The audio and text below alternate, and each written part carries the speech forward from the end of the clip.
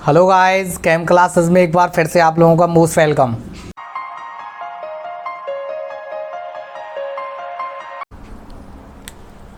Dear friends, electrochemistry में आज का हमारा टॉपिक रहेगा second part of this chapter, electrolytic cell. Electrolytic cell clear है। ये प्रिंसिपल्स के बारे में हमने फर्स्ट लेक्चर में स्टडी कर लिया था। इलेक्ट्रोलाइटिक सेल अपने आप में एक ऐसा डिवाइस होता है विच produce chemical change on passing electric current. Clear है नहीं है? ऐसे भी कह सकते हैं कि विच convert electrical energy into chemical energy. Clear है नहीं है? जो इलेक्ट्रिकल एनर्जी को किस में कन्वर्ट करता है? केमिकल एनर्जी में। उस डिवाइस को हम क्या नाम देते हैं दोस्तों? Electrolytic cell.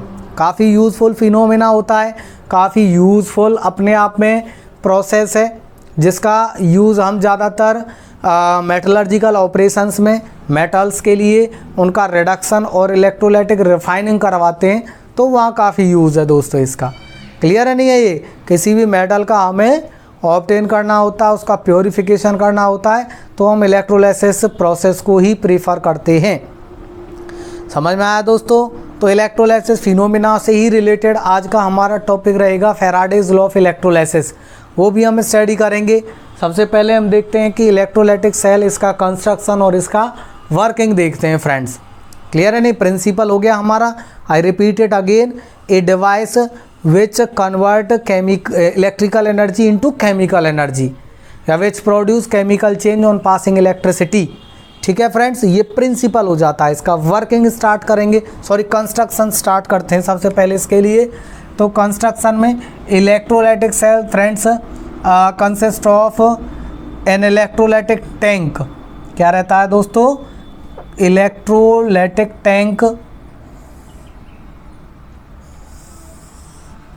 Made up of insulating material filled with electrolytic solution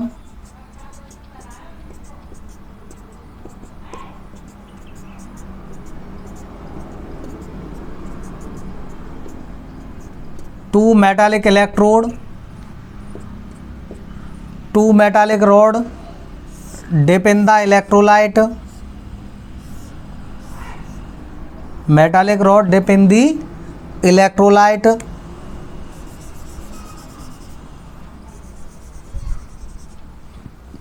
behave as electrode connected with external source of electricity,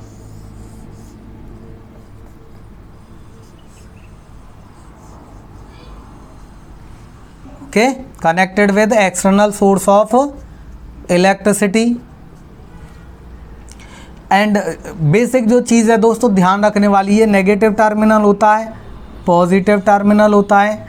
the electrode, the rod connected with negative terminal of battery called cathode. ये चीज़ याद रखने वाली बात है। यानी electrochemical cell का जो electrodes होते हैं इलेक्ट्रोकेमिकल सेल के इसमें उल्टे होते हैं। And the electrode connected with positive terminal of battery called दोस्तों anode. Okay, when the electrolyte is diluted, जब इस इलेक्ट्रोलाइट का डाइल्यूशन किया जाता है, then it get dissociate into ions. इसका क्या हो जाता है फ्रेंड्स? आयोनाइजेशन हो जाता है। क्या हो जाता है? आयोनाइजेशन हो जाता है। And on passing electricity ion undergo movement. आप समझ के चलिए, दोबारा से रिपीट कर देता हूँ मैं। An electrolytic cell consist of a beaker made up of insulating material, insulating material. ये आपका क्या रहेगा? इसमें इलेक्ट्रोलाइट रहेंगे। ये क्या रहेंगे? आपके मेटालिक रॉड रहेंगे। किसी भी मेटल के रॉड ले सकते हैं, दोनों के दोनों।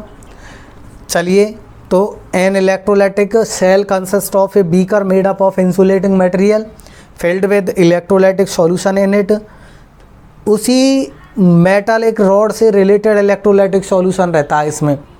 क्लियर है नहीं है? ये या तो ग्रेफाइट के रॉड रहते हैं यानी आपके लीस्ट रिएक्टिव एलिमेंट से रिलेटेड रॉड या उस मेटल से रिलेटेड रॉड जिसका हमने इलेक्ट्रोलाइटिक सॉल्यूशन लिया हुआ है। ओके, याद रखेंगे ये चीज़। तो और इसमें भी डिफरेंस रहता है फ्रेंड्स, जब आप प्योरिफिकेशन वगैरह के लिए जाते हैं, रिफाइनिंग के लिए जाते हैं, इस इलेक्ट्रोलाइसिस के फिनोमेना को हम दो पार्ट में पढ़ते हैं, इलेक्ट्रोलाइटिक रिडक्शन और इलेक्ट्रोलाइटिक रिफाइनिंग। क्लियर है नहीं है ये? जब हम रिडक्शन के लिए जाते हैं तो ज़्यादातर हमारे पास जो रॉड रहते हैं वो प्लेटिनम, पैलेडियम या ग्रेफाइट के, कार्बन के रॉड लेके चलते हैं हम, नहीं है। और जब हम रिफाइनिंग के लिए जाते हैं तो उसी मेटल से रिलेटेड हम रॉड रखते हैं, जिस मेटल का हम रिफाइनिंग करने के लिए जाते हैं, उसी मेटल से रिलेटेड इलेक्ट्रोलाइटिक सॉल्यूशन रहता है कंटेनर में। क्लियर है नहीं है ये? चलिए, तो यहाँ पर इंसुलेटिंग मटेरियल का बना हुआ कंटेनर रहता है, field with electrolytic solution in it. दो मेटालिक रॉड उस मेटल इलेक्ट्रोलाइट से रिलेटेड उसमें डाल देते हैं, connected with external source of electricity, battery से कनेक्ट कर दिया। कह रहा है कि नेगेटिव टर्मिनल ऑफ बैटरी वाला रॉड क्या रहता है? कैथोड। पॉजिटिव टर्मिनल वाला क्या रहता है दोस्तों? एनोड रहता है। ओके, एंड जैसे ही इसका डाइल्यूशन करते हैं, क्लियर है नहीं, जैसे ही इसमें वाटर ऐड करते हैं, then electrolyte undergo ionization on passing electricity. जैसे ही आपने इलेक्ट्रिक करंट को पास आउट किया सर्किट से, आयन अंडरगो मूवमेंट। क्लियर है नहीं? Ion undergo movement. आयनों का मूवमेंट कैसे रहता है? कैटायन जो रहते हैं दोस्तों, वो किधर जाएंगे? कैथोड की तरफ। कैटायन किसकी तरफ जाएंगे? कैथोड की तरफ। और एनायन किसकी तरफ जाते हैं दोस्तों? एनोड की तरफ। ये मूवमेंट रहता है, याद रखेंगे। कैटायन मूव टूवार्ड्स कैथोड और anion move towards anode. This is called primary change. दो तरह के चेंजेस होते हैं इलेक्ट्रोलाइटिक सेल में। ये हमारा प्राइमरी चेंज रहेगा कि इलेक्ट्रोलाइट आयनों में टूट जाए और आयनों का मूवमेंट स्टार्ट हो जाए, कैटायन कैथोड की तरफ, एनायन एनोड की तरफ। क्लियर है नहीं? इसको क्या बोलेंगे हम? Primary change of the electrolytic cell. Okay, अब कह रहा है on moving their respective electrodes, on moving cation जैसे ही कैथोड के पास पहुंचेगा, एनायन एनोड के पास पहुंचेगा, they get discharge as a result of exchange of electrons. ये क्या करते हैं? इलेक्ट्रॉनों के पास पहुंच करके इलेक्ट्रॉनों को एक्सचेंज करते हैं। कैटायन जो रहता है इलेक्ट्रॉन एक्सेप्ट करता है, एनायन जो रहता है वो इलेक्ट्रॉन रिलीज करता है अपने में से, and get converted into neutral particle. Clear है नहीं है? ये किस में कन्वर्ट हो जाते हैं दोस्तों? न्यूट्रल पार्टिकल में कन्वर्ट हो जाते हैं। तो ये भी आपका प्राइमरी चेंज का ही हिस्सा है। समझ में आ गया? आयनों का न्यूट्रलाइजेशन तक आपका क्या रहता है? Primary change. फिर कह रहा है सेकेंडरी चेंज में क्या कहता है? ये जो न्यूट्रल पार्टिकल रहते हैं कुछ स्पीसीज़ के, दे अंडरगो एग्रीगेशन। क्लियर है नहीं? ये इकट्ठे होकर के बिगर पार्टिकल फॉर्म करते हैं, जिसको हम मॉलिक्यूल्स भी कह सकते हैं। वो रहता है इस इलेक्ट्रोलाइटिक सेल का सेकेंडरी चेंज। समझ में आया ये? तो प्राइमरी और सेकेंडरी दो तरह के चेंजेस प्रोसीड होते हैं इसमें।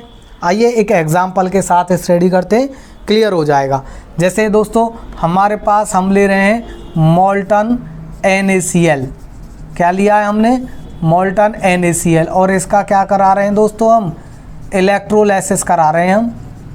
तो ये टूटेगा friends, Na positive and Cl negative. Na positive cation है, किसकी तरफ भागेगा? कैथोड की तरफ। एनायन किसकी तरफ भागेगा? फ्रेंड्स एनोड की तरफ। बात करते हैं कैथोड पर।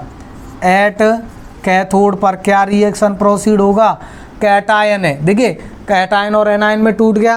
कैटायन कैथोड की तरफ मूवमेंट में जाएगा, एनायन एनोड की तरफ मूवमेंट में जाएगा। कैटायन कैथोड की तरफ मूवमेंट में गया, क्या किया? एक इलेक्ट्रॉन लिया और ये एक्वस फॉर्म में है आयन, इसने एक इलेक्ट्रॉन लिया और कन्वर्ट हो गया दोस्तों किस में? Na। सॉलिडिफाई हो जाएगा कहाँ जा करके? कैथोड पर जा करके। समझ में आ गया ये? दूसरी ओर बात करते हैं फ्रेंड्स एनोड पर। एनोड पर क्या रिएक्शन प्रोसीड होगा? तो एनोड पर क्लोरीन है।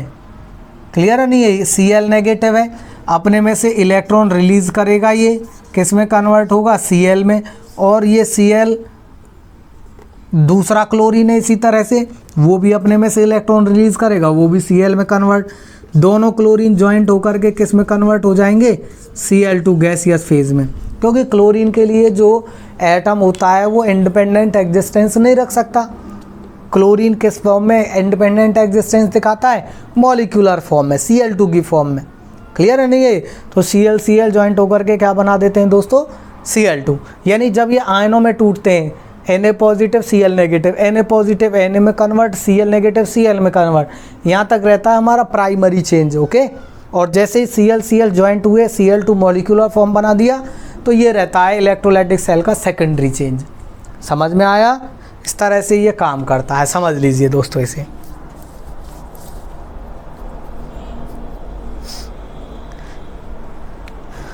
इसमें से आपसे और भी कई तरह के क्वेश्चंस पूछे जाते हैं। कॉपर सल्फेट का इलेक्ट्रोलाइटिक प्रोडक्ट क्या होगा? Using copper electrode, using platinum electrode. और सोडियम क्लोराइड के लिए भी पूछता है दोस्तों। एक और देख लीजिए, यदि सोडियम क्लोराइड हमारा एक्वस फॉर्म में हो तो क्या प्रोडक्ट रहेंगे? याद रखना, जब हमने मोल्टन सोडियम क्लोराइड लिया है तो कैथोड से क्या निकल रहा है? सोडियम। कैथोड पर क्या मिल रहा है हमें? सोडियम। और एनोड से हमें कौन सी गैस निकलती हुई ऑब्जर्व हो रही है? Chlorine gas. समझ में आया? कब? जब मोल्टन लेके चलेंगे। क्या हम जब एक्वस सोडियम क्लोराइड लेते हैं तब भी यही रहता है क्या? क्लियर नहीं है? जब हम एक्वस सोडियम क्लोराइड लेके चलें तो भी हमारे पास यही प्रोडक्ट रहेंगे? तो आंसर रहता है नो। ओके, तब हम क्या देखते हैं दोस्तों? तो जब हम एक्वस फॉर्म में, एक्वस फॉर्म का मतलब है वाटर सॉल्वेंट लिया है आपने। ओके, एक्वस सोडियम क्लोराइड के केस में वाटर क्या है हमारा फ्रेंड्स? सॉल्वेंट है। अब देखेंगे कि एनोड और कैथोड पर क्या प्रोडक्ट हमारे पास आते हैं। तो वाटर भी यहाँ आयोनाइजेशन में चला जाता है एक्वस फॉर्म में। किस में टूटता है ये दोस्तों? H पॉजिटिव और OH नेगेटिव। अब ये कैटायन आ गए दो, ये जाएंगे कहाँ? कैथोड की तरफ। ये एनायन है, ये कहाँ जाएंगे फ्रेंड्स? एनोड की तरफ। अब जो रिएक्शन प्रीफर होगी वो तो एक ही आयन के लिए होगी। यहाँ थोड़ा सा लॉजिक है, आपको याद रखने की ज़रूरत है। क्या याद रखने की ज़रूरत है? कि कैथोड पर यहाँ ये इलेक्ट्रोड है क्या हमारा? कैथोड। और ये इधर ये वाले आयन जाएंगे फ्रेंड्स एनोड की तरफ। ध्यान से समझना इस चीज़ को। कैथोड पर वो न्यूट्रलाइजेशन में जाएगा जिसका रिडक्शन पोटेंशियल हाई है। क्लियर है नहीं है ये? जिसका रिडक्शन पोटेंशियल ज़्यादा है वो न्यूट्रलाइजेशन में जाता है। तो एट कैथोड पर दोस्तों रिडक्शन पोटेंशियल ज़्यादा है, इसमें हाइड्रोजन का 0 है, सोडियम का -2.36 के करीब है, 2.76 के करीब है। क्लियर नहीं है? माइनस में है इसका बहुत कम है हाइड्रोजन के कंपेयर में। तो कैथोड पर कौन सा पार्टिकल न्यूट्रल होगा? H positive. ओके, यानी H पॉजिटिव अपने आप में एक इलेक्ट्रॉन एक्सेप्ट करेगा, किस में कन्वर्ट हो जाएगा? H में। और फिर हाइड्रोजन ज्वाइंट होकर के क्या निकाल देंगे? H2 gas. समझ में आया दोस्तों? यानी कैथोड से क्या निकलेगा? हाइड्रोजन गैस निकलेगी। बात करते हैं एनोड की। एट एनोड, दोबारा से मैं रिपीट कर रहा हूँ दोस्तों कि कैथोड पर जिसका रिडक्शन पोटेंशियल ज़्यादा है वो न्यूट्रलाइजेशन में जाएगा।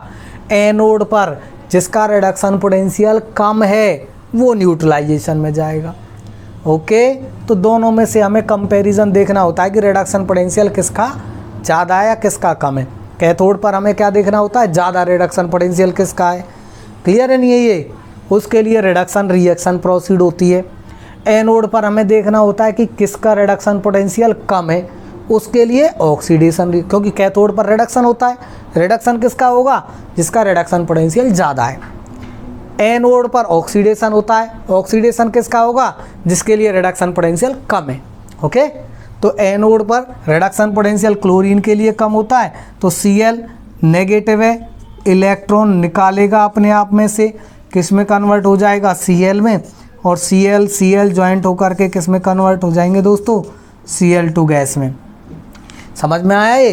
तो यानी जब हम एक्वस सोडियम क्लोराइड का इलेक्ट्रोलाइसिस कराते हैं, ओके याद रखना, जब हम एक्वस सोडियम क्लोराइड का इलेक्ट्रोलाइसिस कराएंगे तो उस केस में हाइड्रोजन गैस कैथोड से निकलेगी और क्लोरीन एनोड से इवॉल्व आउट होगा।